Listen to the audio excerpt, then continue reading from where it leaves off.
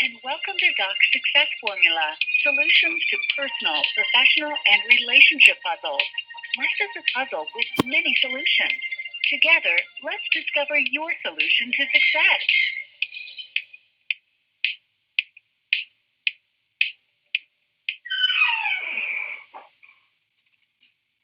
Hello, everyone, and welcome to Doc's Success Formula. We are having another interview with the incomparable Dr. Albert Chester II, because last week we had some terrible audio issues, and there were a lot of people who wanted to hear what he had to say, and they were writing me and inboxing and saying, hey, we couldn't hear the interview. So we decided to run it back tonight. So we're going to run it back, and we're going to re-interview Dr. Albert Chester II. And so before we start the interview, I'm going to read his brief bio. This is the brief bio, guys. Dr. Albert Chester II is a pharmacist, entrepreneur, educator, and candidate to become the next United States representative of Florida's 5th Congressional District. Albert is a native of Jacksonville, Florida. He is a proud graduate of the Episcopal School of Jacksonville and Florida Agricultural and Mechanical University. Dr. Chester sits on numerous boards, including the Johnson Family YMCA, Edward Waters College Athletic Advisory Council, and the American Heart Association Community Health Board.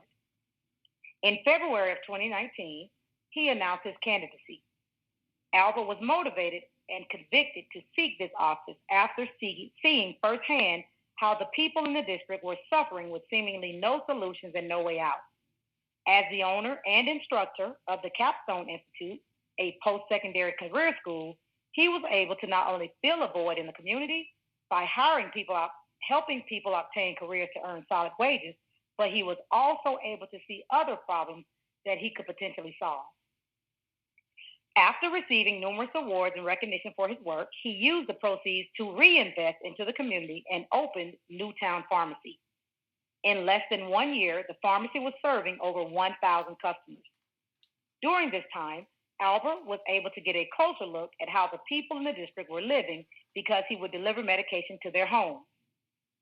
The issues that the people in Jacksonville and the entire 5th Congressional District deal with are echoed throughout this country. Improving health care has been a hot topic for years, but oddly enough, the people talking about it were only on the receiving end of the healthcare cascade. Who better to fight for healthcare reform than someone who has seen the system from all sides? Who better to fight to improve our educational system than an educator? Who better to stand up for small business owners and entrepreneurs than a small business owner? Who better to represent the underrepresented than someone that has embraced the sick, sat in the rat-infested homes with leaking roofs, walked through the dilapidated neighborhoods, and sat in the community meetings? Albert Chester II is the person that can say, I have done all those things. Dr. Albert Chester II is married to Dr. Melissa Noland-Chester, and they have 2 sons, Aiden and Alex. And again, that was his brief bio, guys. And so welcome, Dr. Chester, to the show. Thank you. How are you this evening? Doing well. Great to be here. Thank you so much for joining us. I know that was your bio, and there was a lot shared in that bio, but is there anything else that you would like to add that you think is important for our listeners to know about you that maybe wasn't on the bio? You covered so much. We could talk forever. A lot has happened these last 34 years. But former football player, of course, obviously a pharmacist by trade, father, community activist, and humanitarian.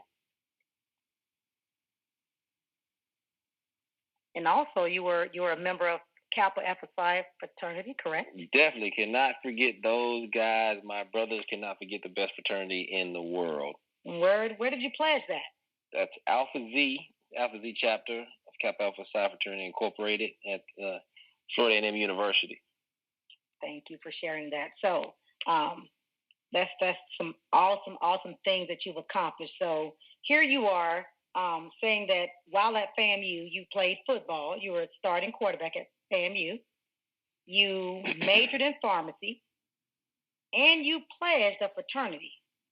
Most people, while in school, would have difficulty accomplishing one of those things.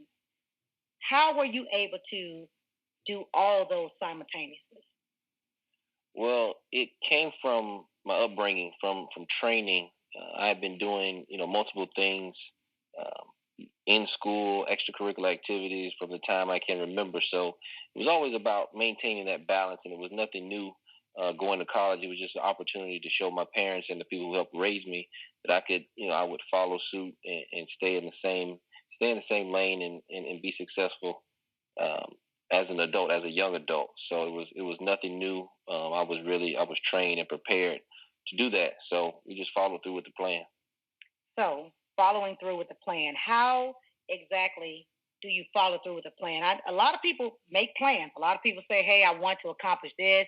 I don't know, maybe they make them in their head. Some people go as far as to write them down. But as we know, many people, if you talk to them, they'll say, I didn't finish this, or I wasn't able to check this off my list. How were you able to personally follow through your plan? Well, just like you said in the show, there's many different solutions to success, and my particular one was discipline, determination, and really finding myself. And I think as we evolve as people, you find yourself at different times. I mean, you're not the same person that you were when you were 16, when you're 20. You're not the same person, as you mature. But at that time, and just throughout my life, I've always been in tune um, to what I wanted to become, and being focused and set out on a goal, and not letting anything stop that. So to that, I usually sometimes get tunnel vision, but the focus that I had was extremely important. I remember studying athletes, studying famous people, successful people. When I was growing up, their focus always stuck out to me, and being around from professional athletes that were friends with my father, I remember them always telling me there's a time that you have to really buckle down and focus. And a lot of times that's the difference between people who make it and people who don't. So again, going back to that village to help raise me, and listening to people who had gone down the road that I wanted to go down, and seeing people who were successful, and the sacrifices they had to make, and understanding that's what it took. So that was ingrained in me from an early age, and it just came to just flourished and came out while I was in school, and still has continued to come out. One of those things you said that is key, and like we said, this show is about success formulas, and if you know anything about a formula, we know that there are different formularies for the different things that people are trying to accomplish. And so, but when it comes to success, there is, as the quote says, there are many solutions to success, and each person must find their solution to success. But I also believe that there are non-negotiables. No matter what, no matter who you are, no matter what you're trying to accomplish, there are certain things that, in order to be successful, all must encompass. And one of those things that you mentioned was discipline. And so I heard that was one of the first things you said. I've witnessed your discipline firsthand. And, the one thing that I've heard about discipline, I think it was Will Smith I heard say it, and I heard it on something I was listening to. But most people think of discipline as punishment. They think discipline, it always gets this negative connotation. But what discipline is self-love. Discipline is sacrificing what you want now for what you want most. And so, when it comes to our eating habits and working out, or, trying to obtain a job, and trying to go through school, etc., one of the things that a lot of people lack is that discipline. And so discipline is synonymous with self-love. And so I would have to say, just watching you, that is one of those formularies in your success formula, Dr. Chester, that you have on point. And so it's something that I can honestly say I struggle a little bit with. I'm disciplined to a certain extent, but not as much as I would like to be. And so thank you for sharing that about discipline. And so go ahead. What I was going to say, to that point, I always tell people or groups of people whenever I speak to them that I was never, I never saw myself as anything, super special. I mean, I was never the tallest. I was never the fastest in class. I was never the smartest. But what I did was control what I can control. I can control being disciplined. I can control getting up early. I can control working hard, outworking other folks. So I believe that was huge, and that's important to always relay that. greatness is not doing, something superb one time. Greatness is doing a lot of the small things all the time, and consistency is key, and that discipline is what's pushed people over, because the Jerry Rices of the world, the Walter Paytons, some of the other major sports stars, and they weren't always the biggest or the fastest, but they outworked their competition and worked very hard. So just like going back to your point, discipline is key, and discipline is vital in anything that you want to do. And something else that's vital that you made me think of while you were saying that, just saying those greats, and just saying about, most people are in competition with others, but you're really in competition with yourself, is mindset. That's another one that no matter what you're trying to accomplish, can you speak a little to mindset, and then I can kind of piggyback on how did you obtain the mindset that you have? Who instilled in you that I'm not in competition with anybody, I'm only in competition with myself? And how did you get such discipline as it relates to your mindset? That's pretty interesting, and I mean, with all the honor and glory I give to so many people that help raise me, I have to admit that it seemingly just kind of dropped on my head one day, meditating and praying. I concluded that and understood that competition, everything and everybody else is just scenery. The competition is always about you. And even a one-on-one game, or currently what I'm doing right now, it's not about the opponent. It's about finding that victory, of finding the best in yourself. And it really just it came to me, and while I was praying and fasting, and just never looked back. And I wish I had learned that earlier. It might have helped me, move along a little further, and understand that the competition is not within. I mean, the competition is not outside; it's within.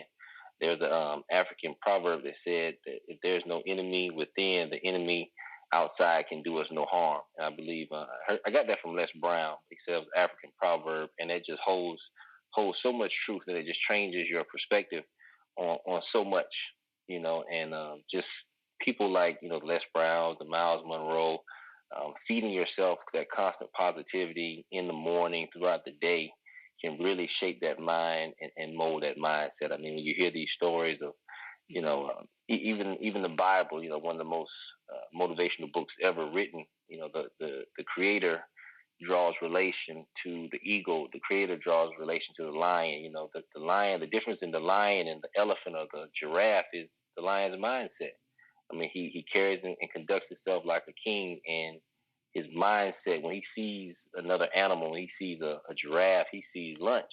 But when that giraffe or that gazelle sees that lion, they're thinking about running. So it's all about is that mindset. So just feeding yourself, feeding that mind is key in being positive and being successful as well. So that's what I would have to attribute that to. So great point. As it relates to mindset, like you said, it is internal. It is an innate factor. But even the strongest person who believes in himself and who is internally motivated still has to incorporate in that, what he or she is feeding themselves. And we have to be cognizant of what we feed ourselves. So that was a great point about, what you listen to. I constantly say that when I'm in front of guest speaking, or I'm in front of students, I'm telling them that, be cognizant of what you wake up to. What's the first thing you feed yourself in the morning? And so, because that does contribute to your mindset, is making sure that you're feeding yourself positivity, and not all the craziness first thing in the morning and throughout the day, because it definitely influences and impacts your mindset. So discipline and mindset are two of those things that per Dr. Chester, are the two things that he has had a great grasp on, which have influenced him in the level of success that he's had in his 34 years of living. And so moving on, you talked a little bit about being a pharmacist. You worked at Walgreens for 10 years before, and you actually became a pharmacy manager while at Walgreens. And then you decided, hey, if I'm making this money for Walgreens, what could I be doing for myself? And you opened up your own pharmacy. You also had the Capstone Institute, which is a pharmacy technician school that you're getting ready to take on a national platform, take online. Can you talk a little bit about those two things? Why the pharmacy technician school, and then talk a little bit about you owning your own pharmacy, et cetera? Okay, well, first and foremost, I mean, before I start the story, just let everybody know I'm a mama's boy by nature, and the reason why I became a pharmacist was because of my mother. I wanted to become a teacher, and she told me that teachers didn't make enough money because she's a teacher. She's been a teacher for 40 years, so she told me to do pharmacy. While doing that, while being a pharmacist and making the pharmacy manager, I found myself still unhappy. I was coaching a little bit of football, as you know, and I was also training people in the store to become pharmacy technicians. So we were pulling people from the photo department or from the beauty department up front, and we were teaching them the craft and the skills necessary to become a pharmacy technician. And during this time, like I said, I was still a little unhappy, not settled, not satisfied. So again, I began to pray. I began to fast, and on that 14th day of the fast, that's when it's like the lightning flash, and the thunder roll. I mean, I woke up out of my sleep and wrote the business plan, drew the logo, wrote the motto, wrote everything, and it came all together very, very quickly. And that's why I knew it had to be bigger. It was bigger than me. It usually takes 18 months for schools like mine to open. However, we were able to open up in 9. I went before the Department of Education for the state of Florida, and I was there with T.A.L.K. I was there with Everest. I was there with Heritage. I was there with different little technical schools that are no longer around. And I remember being at the podium by myself, and the commissioner asked, "Well, Dr. Chester, where's your team?" And I remember, kind of laughing and saying, in the words of the infamous James Brown, "I'm the show and the business." And the being that's with me, you don't see him, but he's very, very much present. And they kind of laughed a little bit. And of course, I got the license and just was able to build and create some magical stories and just change the trajectory of so many lives and so many individuals in the area that didn't have the opportunity to be successful. And one of the blessings that the Capstone Institute was able to provide is that so many of our students went for free. We had over 90% of our students paid zero, and they were able to go from minimum wage to a livable wage. And we, the average income in the area where the school is about $13,000. Average income from a starting technician is about $28,000-$29,000. So we were able to make an immediate impact. And during that time, just like the bio read, we got very intimate with the students, with their lives, and wanted to do more. So it just made sense to start a pharmacy, to reinvest that money, start a pharmacy. So now we not only train students, but we could also hire them and then get them ready to go to other places. And we were able to do that for 18 months. And during that time, Walgreens saw the growth. They felt the heat of the competition in that market. So they made an offer to purchase Newtown Pharmacy, and we accepted. We accepted it on the account that life and the journey seemed to be moving me away from the pharmacy. And I was, before even being courted by Walgreens, I had accepted the challenge. I had been moved on conviction to seek to seek federal office, and made that announcement in February and sold a pharmacy in September. So I'm not sure if you guys have seen Harriet, but that movie has a lot of symbolism, has a lot of quotables. And one of the things I was able to take from that movie was kind of the synopsis of basically what I said. So the gist of what I'm about to tell you about Harriet, not to be a spoiler too much, spoiler alert, but when she initially escaped for freedom, she was gone for a year. And that whole year she talked about going back to get her husband. And when she came back after that year, the husband thought she was dead, so the husband got remarried, had kids. Well, was about to be a father, and it tore poor Harriet up. But the in the big picture, she went back just to get her husband, but she ended up bringing back 9 people on that trip. And as we know, she would go back to get dozens of others. And what it showed me is that, once God gives you a plan and sets you on a course, you can't even get in the way, because all she talked about was her husband. It was not the plan to go back and be, the Black Moses, and so they called her. It was going back to get her husband, to get her family, and get her family to freedom. But God had planned that, had charted that course, and it became bigger than what she even thought it would be. And it seems like that was the case, or that is the case with me starting the Capsule Institute and the pharmacy, because my heart and my passion is in being that ultimate servant leader. And I don't believe you can do any more than to serve your country and represent the people where you're from. Wow. Thank you so much for that. That was awesome. Thank you for sharing that. And so, something that I know that you constantly say, you said that, it was God ordained. It was happening naturally. Did you ever really see yourself in politics? Did you see that? Has that ever been a part of your plan that you had for yourself? No, it never has, because I've never been a popularity seeker or a big time, wannabe people pleaser. I've just always been true to myself, treated people with respect, been honest, been fair, and worked really hard. And it's amazing how that kind of, doing all that has kind of led me down this road. And I'm willing to accept it, willing, gladly embracing it while remaining grounded in order to keep a level head and always have a pulse on my people, on the city, on the area, to know what they need, and to have an open door policy, and always work for them. I mean, it's similar to a calling. In God, as you do anything, you accept it and you embrace it. You try to fight it, but some things you just can't fight. So definitely not fighting this. Excited, enthused, and really feel like this is where I need to be.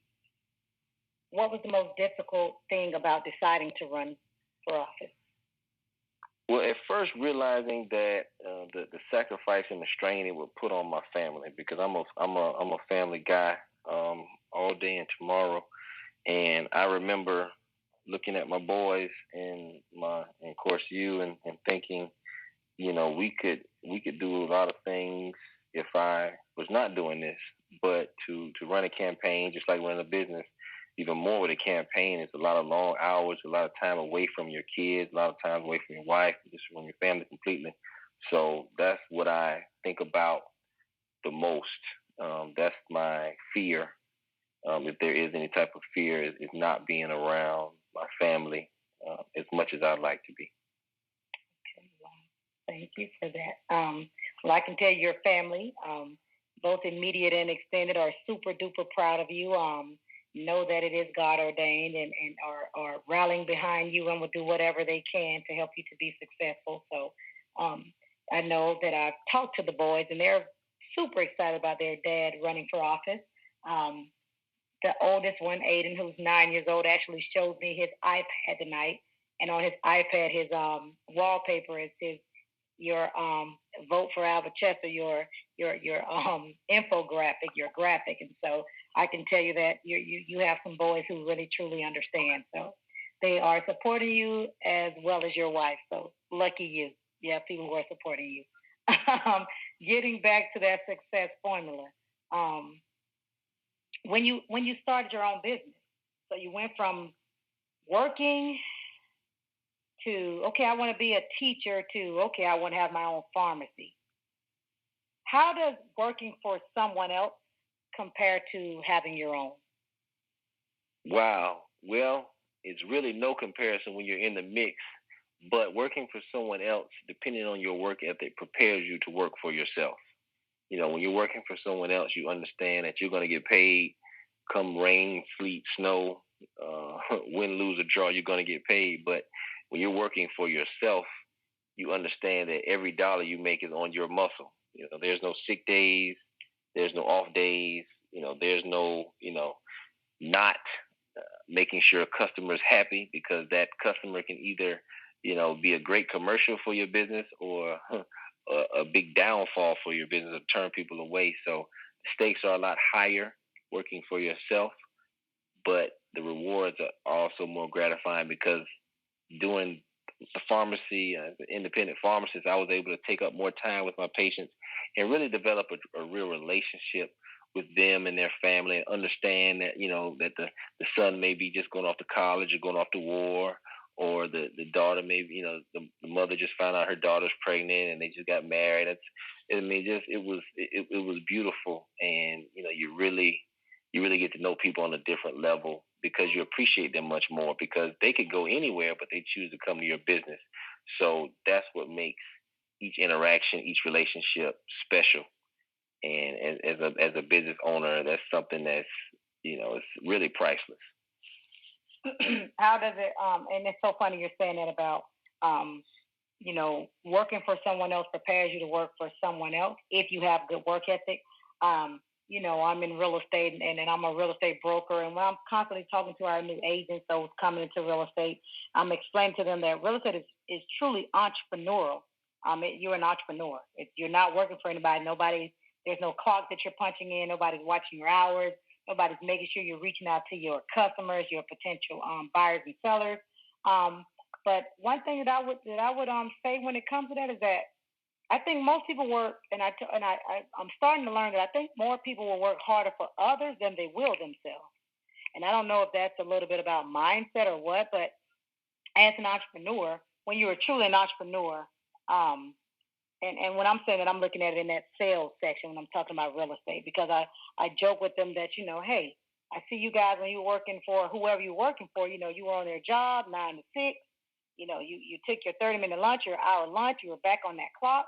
But working real estate, we never see you in the office, we never see you prospecting, we never see you doing certain things. And so, I was really, really curious as to what your thought processes was as it relates to working for someone in entrepreneurship. Do you think that everybody can be an entrepreneur? I believe people can do whatever they choose to do, but a lot of times that choice is not just a one-time thing. I mean, it can be cool to say I want to own my own business, or it can be cool to do it for a week. But if you're not loving this thing and you're not in it, all day, every day, I mean, business is not, as an entrepreneur, business is not a punch in the clock. You're constantly a business person. I mean, when you go out to eat, you're representing your business. When you go out anywhere, it's always about the business. And if you're ready to take that on, then go for it. But if not, there's nothing wrong with being a great employee. I mean, because entrepreneurs have to have employees. So if we had a world full of entrepreneurs, that wouldn't be the balance that we need. In order to have that balance, some people are great employees, some people are great workers, and that's what they are. And there's absolutely nothing wrong with that. I do think it's interesting that you say people find themselves working harder for someone else than for themselves. But interestingly enough, I believe that goes to that accountability. A lot of times people can handle being accountable to a situation or to an entity or even to a boss, but the accountability for self may not be there, and that plays out in not just a career or job, that plays out in healthcare. If you are working hard and slave on the job, you got to make sure you take care of yourself. You're being accountable to, a major corporation, but you're not being accountable and taking care of yourself. Or, you're working all these long hours, you're not being accountable to your family. So that word accountability is something that it always rings out in my mind. And how you handle and what do you do with that accountability and what you're accountable to does determine a lot about who you are and where you go and probably what you should do as well. So accountability is key. Yes, and to your point, that is one thing when it comes to discipline and their self-love. A person is accountable to themselves. They're holding themselves accountable to them. And I don't know why that's just so difficult for people in general. We constantly, work harder, try harder, do more things for others than we do ourselves. And, the thing that we know is that you have to have self-love because empty cups can't pour. So you have to take care of you and you have to do right by you in order to be your best self for others. And so that's really interesting that you said about the accountability piece, that people can be more accountable to an entity or an organization or something else. And so that accountability is a big piece of that. Thank you for sharing that. So getting back to that, success formula as it relates to personally, professionally, and with relationships. Do you consider yourself a good communicator? Do I consider myself a good communicator? Honestly, no. I really, when it comes to adjectives like good, bad, great, I usually wouldn't use those to describe myself because I'm always seeking to improve. Even if I were, someone to say I was a good communicator, I would say I can always get better. As an only child, it's interesting sometimes that you get so used to working by yourself and doing things by yourself. It's a new world when you have to rely and trust on people. But I'm getting better at that. And if I'm not communicating, well or a lot, it's not because I'm trying to be deceptive. It's just simply because I've always been used to moving like that. But that is an area that I do think that I can improve on, and we'll always want to improve on because that's that's the lifeblood of our society, communication. And if we're not communicating, we're not connected. If we're not connected, somebody's missing out on something that they need. I mean, if I'm not communicating, I could be missing out on something I need on the account of an experience that somebody could share with me. So I'm always seeking to improve and get better. But that's an area that I definitely want to improve on. And so when talking about again success formulas, one of those things that there are some that I'm like, okay, you know what? No matter what you're trying to accomplish, if it's just being the best janitor, being the best assistant manager at an organization or at a restaurant, being the next congressman, being a top salesperson, there are some things that are just non-negotiable no matter what you're trying to do. And I think we've hit on some of those things. Discipline, as we stated earlier, having that discipline that we said everyone needs. The discipline is self-love. We said accountability. What was something else? I think we mentioned one. Add that mindset. I think communication is also one that's in there. And even as it relates to how we communicate to ourselves, how do we communicate internally and innately? What are the things, self-talk, what are the things that we're saying to ourselves? I think, again, that goes hand in hand with that mindset and making sure that you're communicating positively to yourself. There's always being cognizant of what is the purpose of the communication. I think is really, really key when it comes to communicating. Are you trying to, I got this from this, one of my colleagues, Hotep. He says, are you trying to, let me make sure I say it right. He says, is it for information, inspiration, or implementation? What are you trying to accomplish? What are you communicating for? Inspiration, information, or implementation? I love that quote by him. And so I think that when we're communicating with other people, you have to just make sure you're cognizant of what goal you're trying to accomplish when you're communicating. And so I think that that's something else that's a part of that success formulary that no matter what you're trying to accomplish, you got to make sure that you're incorporating communication. And again, that's with self as well as with your colleagues, your coworkers, your significant others, etc. One thing when I wrote, I co-authored a book about communication. One of the things that I talked about with communication is that I think people communicate so ineffectively because, everyone communicates. It's do you communicate effectively? And I think that the reason that most people communicate ineffectively is because they're communicating to compete instead of communicating to understand. Because we're very egocentric people, most people are very me-centered. Most times when we're communicating to and not communicating with. We're communicating to get our point across. We're communicating to someone for them to understand our point, our viewpoint, and we're not communicating with them. Seek first to understand, then be understood. And so I do think that, again, one of those success formulas that you got to have no matter what you're doing is communication. And I tell you, for this these next 10 months, for this journey that you're on, you're definitely going to be incorporating those things that we've been talking about, the discipline, the accountability, the mindset, and the communication. What do you see as the greatest challenge for you on your campaign trail? Well, I've always said, and I'll always say that everything in life that you've done so far in life has prepared you for this moment. And I believe honestly that everything I've done thus far has prepared me as much as it could for this journey. I mean, there's always some unknowns, but the fact that I can relate issues, or I can relate situations to past situations. I know how to maneuver, know what I need to do as far as where I need to be as a mindset, the approach, what to say, what not to say. So I'm excited about it, and it's just going to be an interesting ride because I am new to this game. However, my heart is in the right place.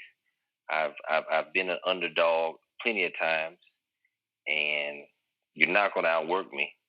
And I'm just excited to work. I'm excited to run. I'm excited for everyone in the fifth district and in this country to get to know me, and for me to get to know them and to understand their issues, and to be something that's new, something that's refreshing, and not just a recycled politician or a recycled person that they've seen that hasn't had a vision, had a plan, had a real solid platform, and have used experiences and the issues that people are facing as a whole to attack and to aim to fix, and be able to communicate going back on both sides of the aisle, because a lot of issues are nonpartisan or bipartisan when it comes to healthcare, something that I'm deeply passionate about. It's nowhere in the world you should be able to justify not giving every American healthcare, affordable, adequate, efficient healthcare. I mean, if you pay taxes, you should receive healthcare. I mean, if you serve your country, there's nowhere in the world we should have veterans living and dealing with issues that they're dealing with, and I want to take them head on, because in my family, we are a very eclectic bunch. However, there's some similarities and some majorities that are in the family, like i.e. Veterans. I mean, there's a lot of veterans. Most of my uncles, both grandparents, grandfathers were veterans. As far as education, teachers are littered all throughout my family. Union workers. I got some Teamsters in my family. I mean, my family truly represents, I believe, of America. So when I talk to that grandmother, or when I talk to that older homeless vet, I see my uncle. When I talk to the woman that's been teaching for years and now she's trying to get a part-time job, I see my mother. I see my aunt. So the relatability is there. Hopefully the likability is there too, because you got to like the person that you want to represent. And I believe I'm a pretty likable guy, and hopefully everybody can see that, and we do what we need to do, and get people out to vote, and get that support going. Awesome. You said something key. You said that, I am new, but I want you to make sure with that, you being new, say that what you always say when someone says that you've never done this before. That nobody's done it before until they've done it before, correct? Isn't that one of the big things that you love to say? Exactly. I mean, you could practice all day long, but until you get in that game and you get under those lights, it's always a little different than being in practice. And, nobody knows about Congress before they get there. Nobody knows about anything before they get there. You can have the practice all day long, but you don't know until you know. And being an educated man, being someone that had to learn a lot of things on the fly while, writing a business plan and creating a curriculum for a school, business plan, creating establishing a pharmacy, and, a couple other, consultations and consulting jobs that I had. You learn a lot on the fly, and you got to be ready. You got to be open-minded, have an open heart and open eyes in this process in order to be successful, or to get where you need to go. So definitely, I'm glad you reminded me about that. That is so true. Is there somewhere beyond the Congress seat? Do you see anything else as it relates to politics, or is this it? Well, what we're gonna do, we're gonna ride this wave, and just like 2-3 years ago, I didn't know that I was going to be in this position. I mean, I initially jumped out just to open up a pharmacy technician program because I love to teach. And then that turned into a pharmacy and a technician school. Then that turned into running for U.S. Congress. So I believe to put any limitations or any prediction on anything would not be appropriate at the time. So we're going to move in what we're doing now, and we'll see where the chips fall, and when the dust clears, where we are, and then we move on from there. Okay, awesome sauce. And I totally agree with you. You never say what you're going to be doing because, as we know, that you just ride the wave. If anyone knows my story, they know that I went from being a college professor for 15 years to being in real estate and running a nonprofit. And never ever say what you will or will not do because you just do not know. It's just whatever you decide to do it well, do it with all of your might, do it to the best of your ability, and try to make others proud. It's something that that both of us believe in. And so, thank you for sharing that as it relates to your future endeavors. Um, there's a quote that says, "The difference between who you are and who you want to be is what you do." The difference between who you are and who you want to be is what you do. And so, what do you think about that? When I say that quote, what does that make you think about? It makes me think about two different, I would say, scenarios, but two things come to mind with that. Your habits make you who you are. What you do on a consistent basis is what you will become.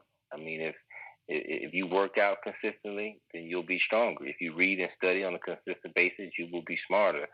But at the same time, if you do nothing but lay around and eat poorly, you will become your health will suffer. And not to make light of that at all, but your habits make you who you are, and that's what I heard. That's what I got from that quote when you were saying that. And also, too, people tend to run away from things that make them angry, or try not to ever get angry. And my method, I actually embrace anger because I know that's what brings about change. Complacency will allow things to continue, but you have to get angry in order to make a change. If you've been, on the couch for a long time and you're tired of the doctor telling you that you need to work out, you need to do this, and you're tired of feeling sluggish, you're going to get mad. You're going to get up and work out. If you get mad about, hey, I'm not making the right grades that I believe I should be making, you're going to get upset and you're going to leave. One of the things that pushed me out of the door at Walgreens was some things that was going on that I just refused to take, and I got mad. I put a plan together to eventually leave, and that's what I did. So I hear those two things: habits make you who you are.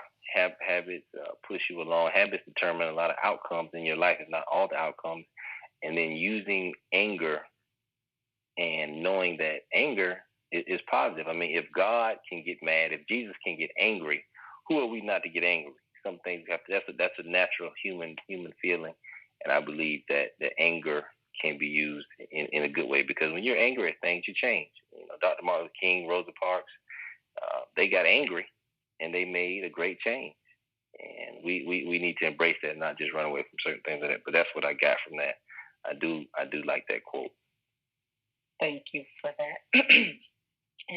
and just to piggyback on what you said about, like you said, who you are and what you do, the difference between who you are and who you want to be is what you do. That's another thing that people have to do is, like you said, habits, consistency.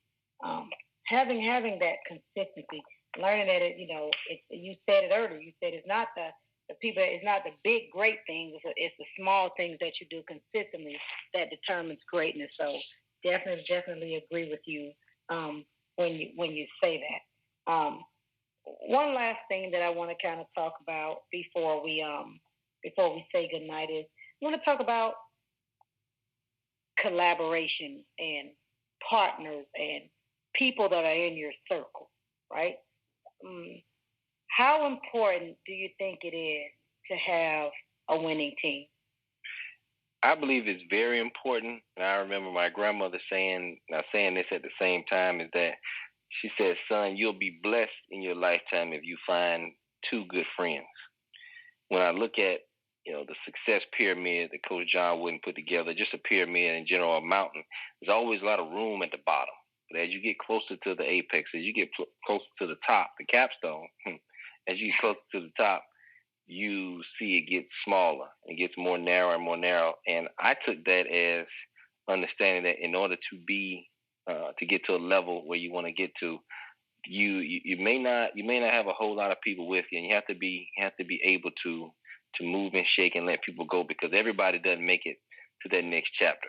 Everybody doesn't make it to the finish line with you, and that's not to mean anything bad about them, but everybody doesn't make it. But it is important to have a good team and the right team. But more importantly, it's important. The most important thing is to find yourself. Because it's through Jesus Christ who strengthens us is how we really make it. And you do wanna guard yourself and be particular who's in that inner circle. People talk about associates and friends all the time, but we have more associates than friends, believe it or not. But that's my take on it. I enjoy all relationships, good or bad, because I believe you can use them all how you want to, because I believe all things work for the glory of the Lord. So it's that's an interesting question to me. But I guess the short answer is it's very important to have the right people around you. And it's very important to have that spirit of discernment, to know who needs to be around you, and to know who to call or who to reach out to, because you don't want to have too many parasitic relationships, because after a while those parasites suck all your blood and there's nothing left. Yeah. So you want to have more synergy at minimal, and you want people around you that can lift you up. So. Yes, definitely agree. I'm always, again, when I'm writing, co-authoring in books or talking, I constantly talk and post about the winner's circle, but the other day I posted about, as it relates to winning, it's Winning Wednesday. I talked about last week that also, though, more important than your circle is you. Most people don't understand that they are a reflection of those around them. Like when it speaks to who you are to say who your friends are, who the most important people to you are. And so be cognizant, like you said, as to who those friends are. And talking to you about it reminds me of, and I don't want to mess it up tonight, but I know I was listening to, it was an old show. I think he was on the Steve Harvey show. It was Steve Harvey was talking. I think he was on the Oprah show. He was on the show. He was talking about a wagon, and when people are in your wagon and pulling that wagon up a hill, and just being cognizant of that most people in the wagon, all they are doing is weighing it down. He was saying, but it's important for those people that are in the wagon. They should be having their feet. He had gotten it from another mentor. That it's important they have their feet outside that wagon, and they're helping to push that wagon up the hill as well. And just being cognizant about the people that are in your wagon, that you're taking on a trip with you, that you're taking up to the top with you. And to your point, like you said, as it gets closer and closer to that pinnacle, to that apex, to that capstone, it gets smaller and smaller. And so just being cognizant of that and making sure that you're getting synergy and you're getting, that you're having reciprocal relationships. One thing that I know that I know about winners, that I know about successful people, is that they have people around them who are just as good or better than them in whatever aspect they're trying to improve it upon. And so there are synergistic relationships. To your point, you can't be having relationships and you can't be the person that's always the giver. And so there's always takers and you're the giver, or vice versa. You're the taker and but all your friends are givers. There has to be reciprocal relationships in order for you to thrive, and in order for you to have some level of success as it relates to relationships, and because that's going to spill over into your professional as well. So yes, definitely agree with you as it relates to relationships and who are those friends and what do they look like. So is there anything in closing that you feel that we did not get a chance to kind of talk about or touch upon as it relates to your success formula, solutions to personal, professional, and relationship puzzles, or as it relates to the campaign trail? Is there anything else that you'd like to share with the listeners? Yes, two things. I like to leave people a little fired up, because that's how I walk around real fired up. You may see me smile, but that's because it's something cooking. It's something cooking good in my head, in my spirit, in my gut is cooking. But before I go, I want everyone to know, if you want to make it, you got to be hungry. You've got to be hungry every day. You have to want it. You have to want it. You have to want it, and you have to believe it. And you have to be your biggest cheerleader, because I can't convince people to vote for me or to believe in me if I don't believe in myself. Now, does that make me arrogant or cocky? No, I'm humbled. I'm humble to the most, but you will never find anybody else who loves themselves more than I do. And I really hope and pray that there's nobody in your life that loves you more than you love you. I do that because I know God made me, and I love you because I know God made you. So I don't have to put you down in order to make myself feel great. I just hope that you love yourself just as much as God loves you, and just as much as I love myself. That's the first thing. The second thing is, when I was at the parade yesterday, at the Veterans Day parade a couple of days ago, I was walking around meeting people, shaking hands, and I never mentioned the opponent's name, so I usually have a little smart, little funny comment about that. But somehow the woman got wind of the lady got wind of who I was running against. He said, "Oh, baby, you got a lot of stuff going on for you, but you seem to be going against a big mountain, man. You got a big mountain to climb."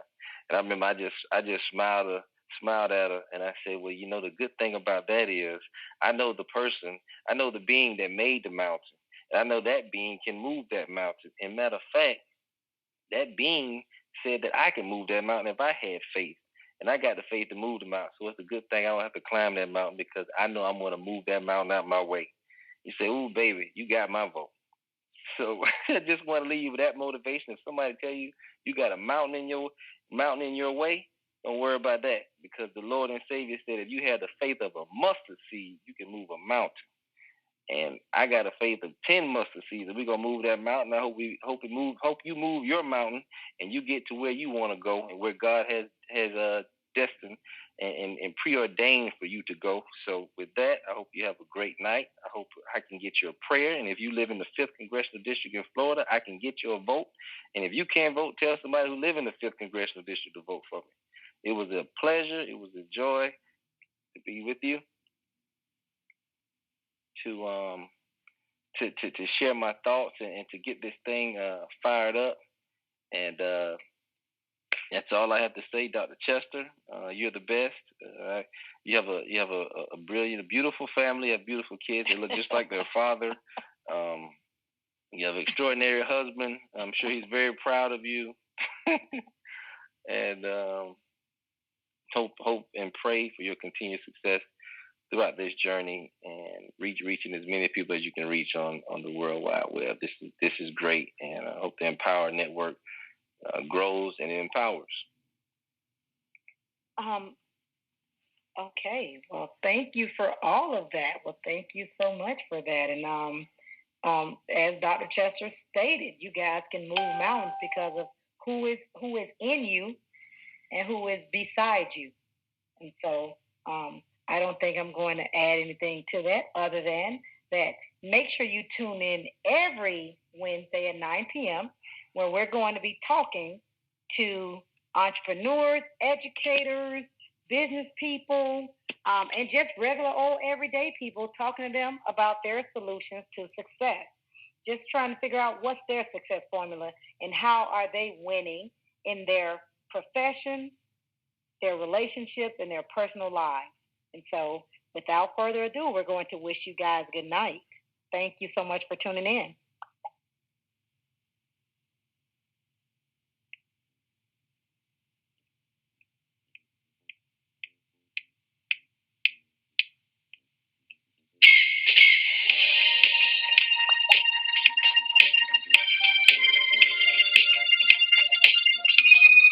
Thank you for tuning in to Empower Media, the station dedicated to your success. Join us next week as Doc speaks with authors, educators, entrepreneurs, leaders, and speakers about their journeys to success.